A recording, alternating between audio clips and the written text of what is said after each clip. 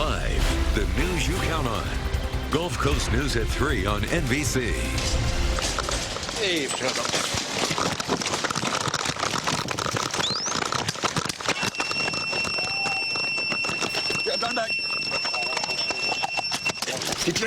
I got caught. New at 3, you're looking at new body camera video after Lee County deputies arrested at least 4 people who they say were part of a Walmart theft ring. This is video of deputies using a taser to stop one of them. Thank you for counting on Gulf Coast News. I'm Megan Miller. And I'm Kelly Burns. Thieves hit the Walmart along US 41 and Pine Island Road in North Fort Myers and the store on US 41 near Estero Parkway. Gulf Coast News reporter Kendall Brandt is live in Estero with how crimes like this end up costing all of us more at the store. The Estero Walmart is where the sheriff says the group started their spree, stealing a generator from the store on US 41 near Estero Parkway. But they say the takedown actually happened in North Fort Myers at that Walmart, and the sheriff's office shared video of those arrests with us. Now I want you to take a look at your screen. You can see deputies chasing one previous teller, pushing North Fort Myers Walmart last Tuesday. He ran toward a U-Haul van right after deputies also chased and tasered Edwin Stasio coming out of the store. Inside the U-Haul van, deputies found Dominique Golden and Marcus Hammett, who they say stole from the Walmart here in Estero just days before. Deputies say say 3 of them traveled from Miami Gardens and worked with Stasio, who is from Lehigh Acres. I mean, first of all, it's not right. It's against the law. Secondly, that's what drives the costs of the products all the way up, because all of us pay for that.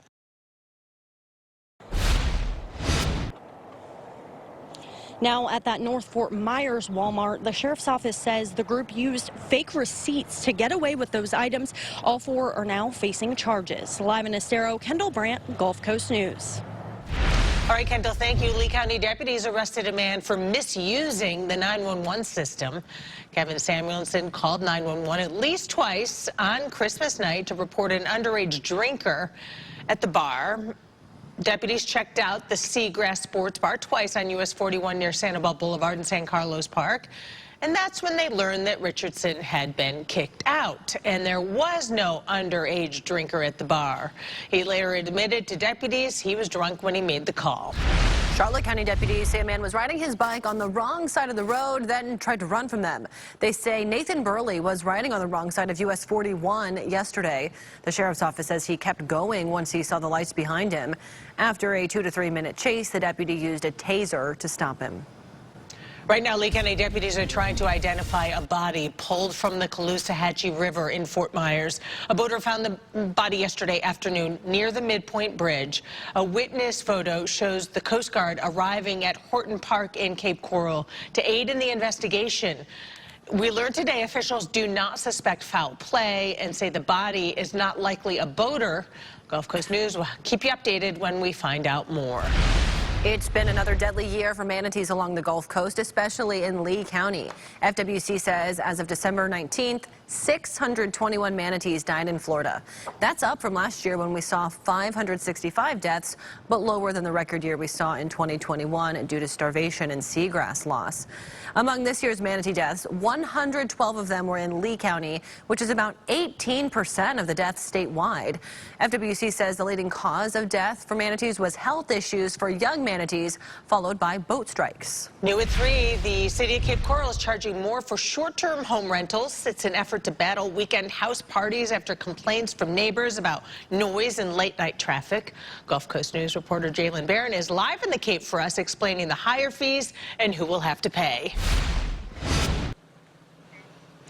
Yes, so we are at a rental property right here on Southwest 17th Place in Cape Coral. You can find vacation rentals all over the city where you book a weekend or a week stay, but also long-term rentals like the one you're seeing right here where people live year-round.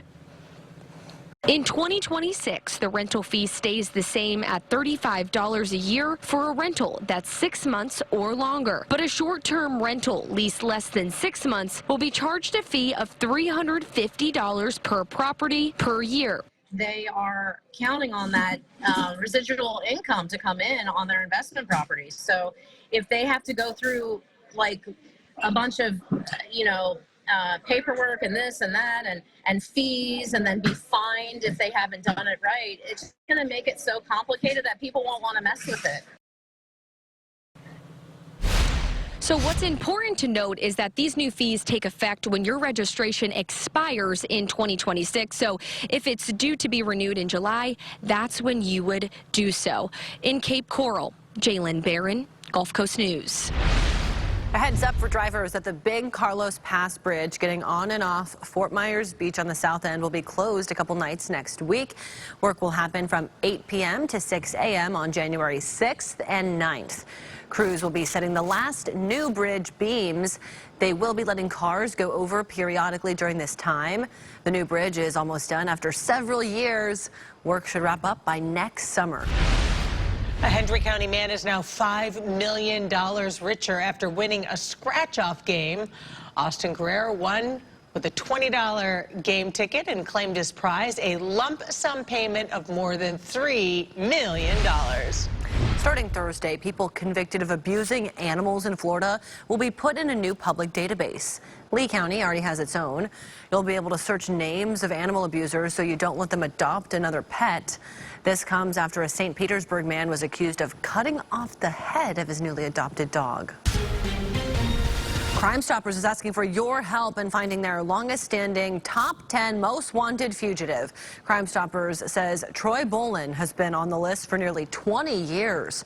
Crime Stoppers says he was first arrested in 2005 for sexually attacking a teenager.